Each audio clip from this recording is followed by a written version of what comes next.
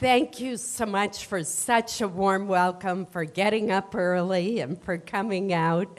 I understand that this was a sold-out event, so Tom's told me that I can come back sometime. But it is wonderful to see so many old friends and to renew ties that I have in this region. I also very much appreciate the opportunity to talk with you about issues in Washington that affect our economy, our future, and our people. And there are quite a few of those issues right now. I keep looking around and seeing more people I know at the Eaton Peabody table over there. Probably shouldn't have mentioned one company, right? But successfully addressing those issues, however, will require us to overcome one considerable obstacle, and that is the excessive partisanship and lack of civil discourse, both in Washington, D.C. and throughout our country. From the Affordable Care Act 7 years ago to the repeal and replace efforts today, nowhere has hyperpartisanship been a greater impediment to progress than in reforming our healthcare system. There are many problems with the Affordable Care Act, such as skyrocketing premiums, unaffordable deductibles, limited choices, and unstable insurance markets. The law actually discourages some businesses of a certain size from creating jobs or giving their workers more hours. And the subsidies under the ACA are designed so poorly as to cause wage lock, where working harder to get ahead can instead make Americans fall further behind. For example, if a person earns just $1 more than the 400% of the poverty rate cutoff, they lose the entire subsidy. Well, just think how difficult that is for someone who's self-employed, like an electrician or a plumber who may not know what his or her income is going to be at the end of the year and can end up facing a bill of thousands of dollars to repay the subsidy. That is a real problem. Yet some on the Democratic side of the aisle have refused to enter into negotiations about fixing those obvious flaws because of concerns that ideologically driven groups will criticize them for working with Republicans. At the same time, on my side of the aisle, some Republicans refuse to acknowledge the benefits that the law has brought to people who previously never had access ever to affordable health insurance. Under the ACA, entrepreneurs have been able to pursue their dream of starting their very own business without the fear that they will be uninsured. The law has also brought important protections for people with pre-existing conditions like asthma or arthritis or diabetes or cancer. Its prohibitions on annual or lifetime caps on insurance benefits have prevented a medical catastrophe from becoming financial devastation for hardworking families. One of the reasons that the partisan divide about the ACA is so wide is that the bill was passed without a single Republican vote. How well I remember staying in Washington on Christmas Eve of 2009 when the ACA was rammed through the Senate on a straight party line. As a result, the flaws in the law were never addressed, and the parties were not equally invested in making the law a success. By contrast, when Medicare was passed more than 50 years ago, it had both support and opposition from both parties, from both Republicans and Democrats. Had the ACA benefited from bipartisan input and support the way that the Medicare legislation did, the ACA would have been better drafted and the subject of far less contention. One of the reasons that I opposed the Affordable Care Act was that there was nothing affordable about it. Neither the ACA nor the Republican versions to repeal and replace the law tackle the underlying issue of escalating healthcare costs. Whether it is promoting more efficiency in our healthcare delivery system or figuring out how to introduce more competition to restrain the spiraling cost of prescription drugs, a major cost driver. The cost of healthcare, inexplicably, has been largely ignored by both parties in Washington. I have been clear from the start, however, that we cannot simply wipe out the ACA with a stroke of a pen without having a workable, better alternative in place. Getting healthcare reform right requires starting it right with a commitment to public hearings, open negotiation, thoughtful and fact-based discussion, and a willingness to find common ground. Surely, there should be an attempt to find common ground on an issue that affects each and every one of us, as well as 1/6 of our economy. Unfortunately, Republican leaders repeated the same mistake this year as the Democrats made in passing the ACA without a single Republican vote. The Senate Republican health care bills were drafted behind closed doors by the way, it was a group of 13 men who did it, but that's just another little issue. It completely bypassed the standard legislative process that, while at times is messy and lengthy and even contentious, in the end helps to produce a better product. None of the first 3 bills that came before the Senate this summer, the repeal and replace bills, had a single Senate hearing, not one, to examine the consequences of major changes in the Medicaid program, a safety net program that has been law for more than 50 years. The 4th bill had a single cursory hearing at a time when the sponsors were still changing it in an attempt to pick up a sufficient number of votes for it to pass. In making the very difficult decision to oppose all of these bills, I was guided by the central tenet of the Hippocratic Oath: first, do no harm. Thank you.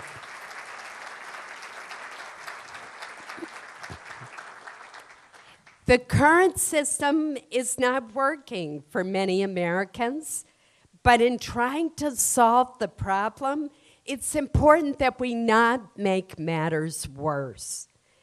At the beginning of the year, I joined with one of my colleagues, a physician, in introducing a potential solution that we knew wasn't perfect, but that we thought Congress could debate and refine so that we could move forward in our effort to fix the flaws in the ACA and to increase access to affordable health insurance.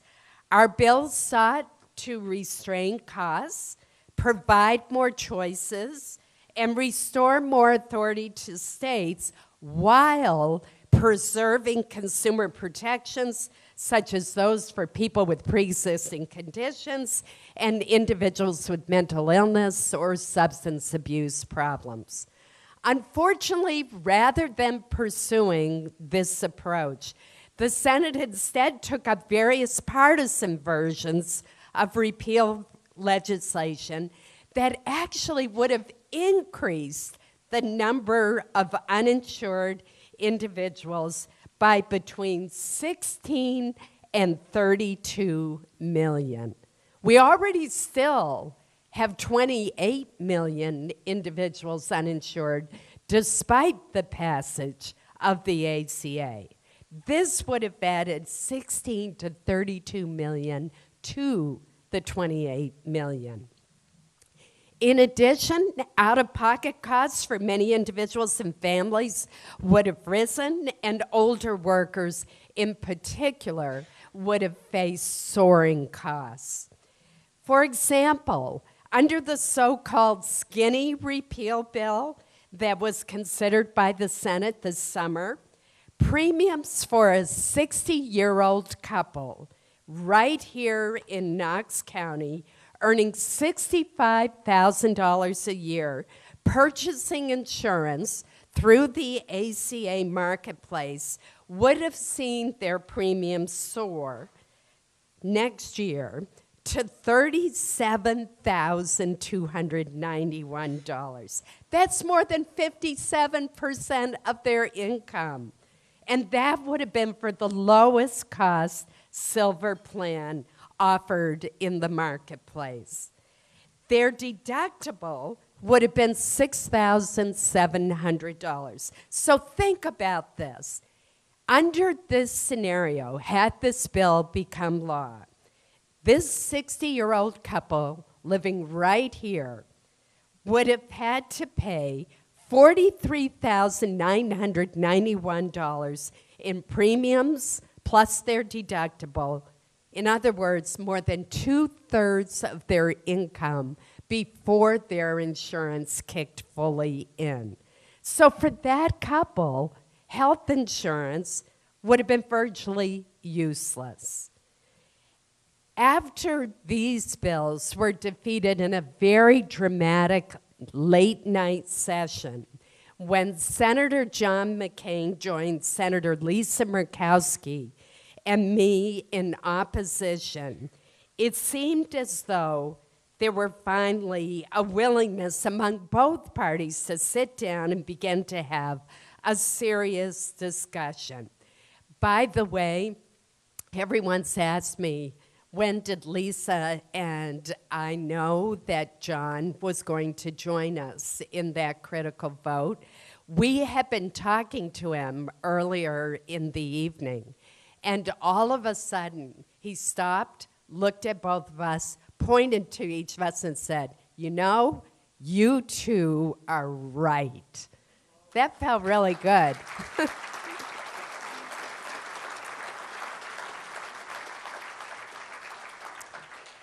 So then I was very optimistic that the system was going to work as it should. The Senate Health Committee, on which I serve, convened a series of 4 terrific hearings that you like to see in Washington, substantive hearings where we had 6 governors, 5 or 6 governors testify, insurance regulators, healthcare providers, consumer advocacy groups, actuaries, so we actually would know the impact of what we were doing. And they were just terrific hearings. They were widely attended by Republicans and Democrats, and we were making significant progress toward crafting a bipartisan plan. Despite these encouraging steps, a brand new proposal emerged, sponsored by Senators Graham and Cassidy at the 11th hour of the legislative process. Like the ACA, the Graham-Cassidy bill would have done nothing to address the unsustainable costs of health care. And it was a very bad bill for the state of Maine. Here are just some of the problems. Maine would have lost more than $2 billion over the next 10 years in Medicaid funding alone, and $17 billion more by the year 2037. The National Association of State Medicaid Directors said that the bill would be the, quote, largest intergovernmental transfer of financial risk from the federal government to the states in our nation's history, end quote. Premiums would have increased. One of the authors of the bill acknowledged that fact to me directly. Individuals between the age of 50 and 64 would have been particularly hard hit, and that is our demographic in the state of Maine. People with pre-existing conditions would not have been adequately protected. If you have a pre-existing condition like asthma, cancer, arthritis, diabetes, Alzheimer's, if you use a pacemaker, or have had a heart attack or a stroke, or suffer from mental illness or substance abuse, you could have paid even higher premiums and been subjected to annual or lifetime caps on your insurance in some states. Millions more people would not have had insurance coverage. And we all know that when the uninsured get sick or hurt, we all pay. Ask the people here from Penn Bay, and they will tell you that that is true. Maine's hospitals, speaking of Penn Bay, would have suffered, and some rural hospitals and nursing homes would have been forced to close their doors. Maine's rural hospitals are already eliminating services such as obstetrics. We've read about that in Washington County. In addition to hurting access to medical services for Mainers, the Senate bills would have led to job losses at hospitals, which are often the largest employer in many of our small towns in Maine. In fact, Standard & Poor's analyzed the Graham-Cassidy bill and determined that it would have resulted in 580,000 lost jobs across the country and $240 billion in lost economic activity over the next decade. Let me emphasize that each one of these bills would have made sweeping changes to the Medicaid program, an important safety net that for more than 50 years has helped our most vulnerable citizens, including disabled children and low-income adults, to receive the health care they need. Under the bills that the Senate considered this summer, the estimates were that Medicaid would have been slashed by over $750 billion over the next decade. Under the Graham-Cassidy bill, the estimate was that $1 trillion would have been taken out of the Medicaid program between the years 2017 and 2026. You cannot take $1 trillion out of a program and not think that it's not going to have a detrimental economic impact on hospitals, on insurance premiums, on the nursing homes, on those who depend upon it. This would have caused real harm in Maine. I mentioned earlier that if you exclude Maine Medical Center, the rest of the hospitals in Maine in the aggregate lost $50 million last year. So just think of layering on those Medicaid cuts. In Maine, Medicaid also pays for 70% of long-term care services and support. Therefore, the proposed cuts would have jeopardized some of our nursing homes and our home health agencies as well. So some have contended that the provision included at the last moment in the Graham-Cassidy legislation would have resulted in a windfall of additional funding for the state of Maine. I want to put this myth to rest. The fact is that Maine still would have ended up with far less money, regardless of which version of the bill we considered. I think of it as a give with one hand and take away with the other strategy, because that's just what would have happened. And the short-term influx of funds would have been more than offset by the long-term devastating cuts. And even more important, think about this. If senators can adjust a funding formula over a weekend to help a single state, they could just as easily adjust that formula in the future to hurt that state. That is simply not the way that we should be approaching an important and complex issue that must be handled thoughtfully and fairly. Thank you. I heard you over there in that corner. Thank you. Some have also asserted that Anthem's decision to withdraw from the individual market in Maine was because the Senate failed to pass the health care bill. That is simply untrue. Anthem vigorously opposed the Graham-Cassidy bill, and it was far from alone. In fact, more than 300 healthcare advocacy groups representing physicians, patient advocates, insurers, and hospitals and nursing homes all opposed the bills. The fact is that sweeping reforms in our healthcare system and in Medicaid cannot be done in a compressed time frame, especially when the actual bill is a moving target. Instead, I've advocated for targeted bipartisan bills that focus on specific problems. And I will say that I'm very concerned about the president's executive order that was issued yesterday and his decision to do away with an important subsidy that helps very low-income people.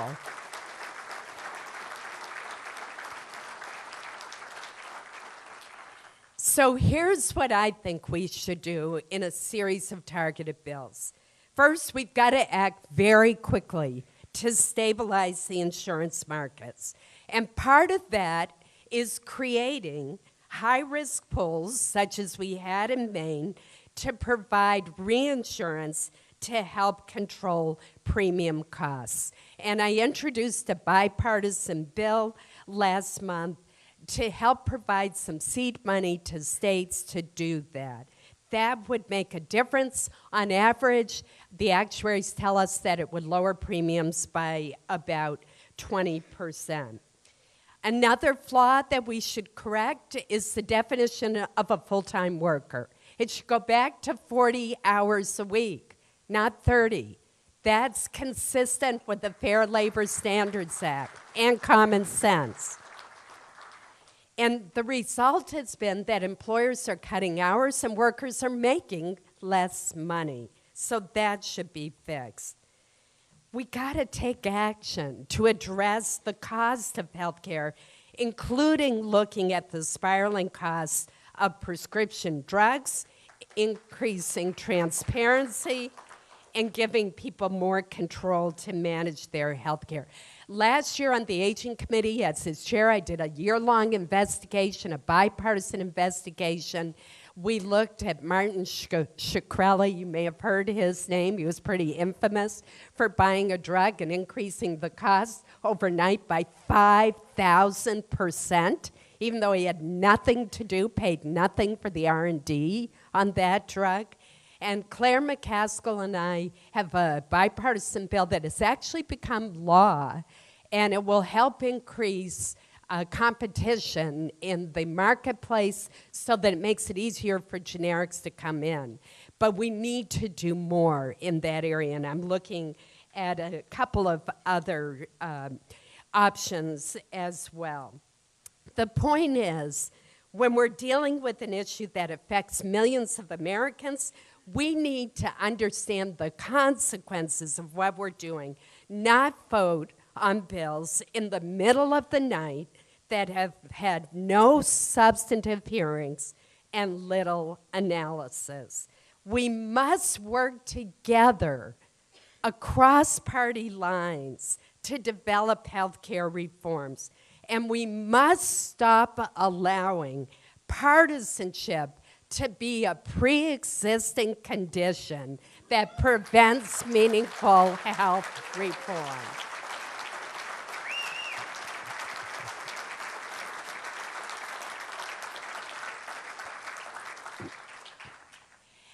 Now, let me address the elephant in the room. Now, I thought that was a pretty good pun, so I'm glad you laughed. As most of you are well aware, I've been deliberating for some time about whether or not to seek the Republican nomination for governor. Shortly after I was reelected to the Senate in 2014, many residents of our state started coming up to me and urging me to consider running for governor. I was very touched that many of the residents believed that I could provide our state with thoughtful and effective leadership, particularly in providing greater economic opportunities and more jobs for a state that I love. The hands-on nature of governor very much appeals to me. Many who stopped me in the streets and at church, the grocery store, and in countless communities across the state suggested that I could help bring people together and heal the divisions in our state. And that was very appealing to me as well. And as on a personal note, I love being in Maine, and I would love being here full-time, where most of my family and many of my friends live. Were I to be successful in a campaign for governor, it would, of course, mean giving up my seat in the United States Senate. When I was first sworn in, I was 99th in seniority. And as Tom mentioned today, I'm now 15.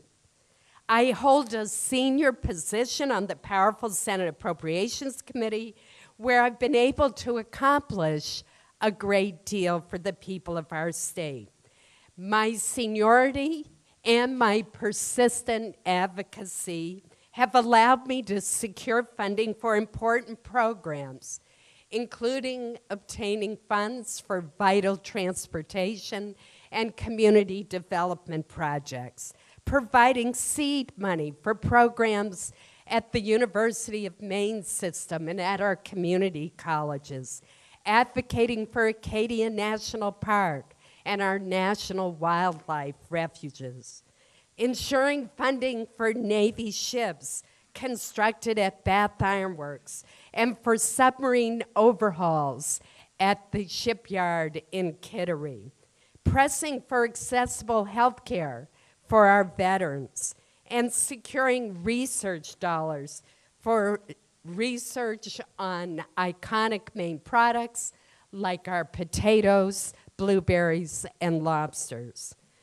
I'm also proud of the work that I've done with national implications, such as overhauling our homeland security after the 9/11 attacks, dramatically increasing funding for the National Institutes for Health, especially for diabetes and for Alzheimer's, two causes very near and dear to my heart. And I'm proud that along with Joe Lieberman, I led the fight to repeal the discriminatory Don't Ask, Don't Tell law. I could never have accomplished what I've done without my wonderfully supportive family, most notably my husband, Tom Daffrin, who is here today, and my hardworking staff, headed by Steve Abbott, who's also present. The voters of Maine have rewarded my efforts by re-electing me 3 times by ever-increasing margins, and for those votes of confidence, I will be eternally grateful. It is such a privilege and honor to represent Maine in the United States Senate. I take the time to mention all of those factors to let you know that this decision has not been an easy one.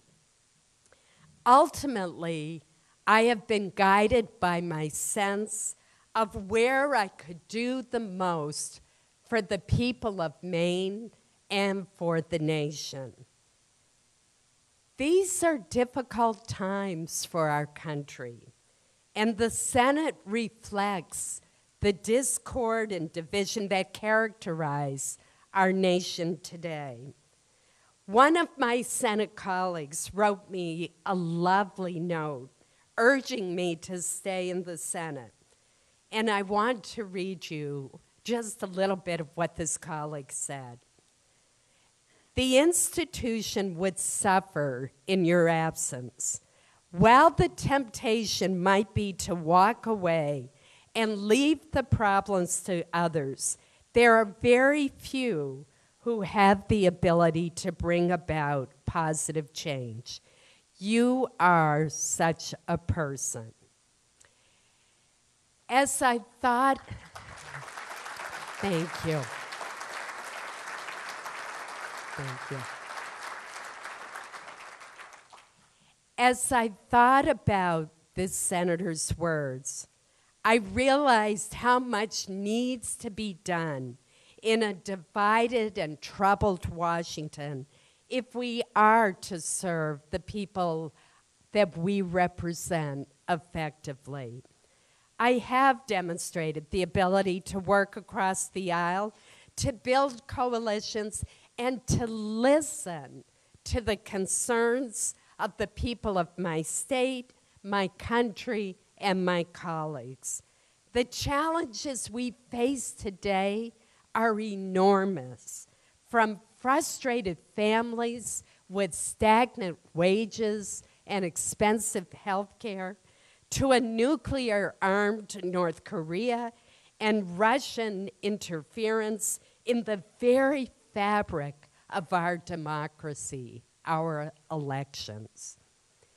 I am a congenital optimist, and I continue to believe that Congress can and will be more productive. I want to continue to play a key role in advancing policies that strengthen our nation, help our hardworking families, improve our healthcare system, and bring peace and stability to a troubled and violent world. And I have concluded that the best way that I can contribute to these priorities is to remain a member of the United States Senate. Thank you. Thank you.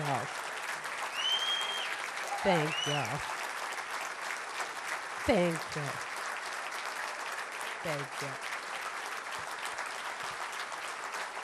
Thank you. Thank you. Thank you. I can't tell you how good that reaction makes me feel. This has been a really tough decision, and that response reinforces the decision that I made. Thank you so much. Thank you.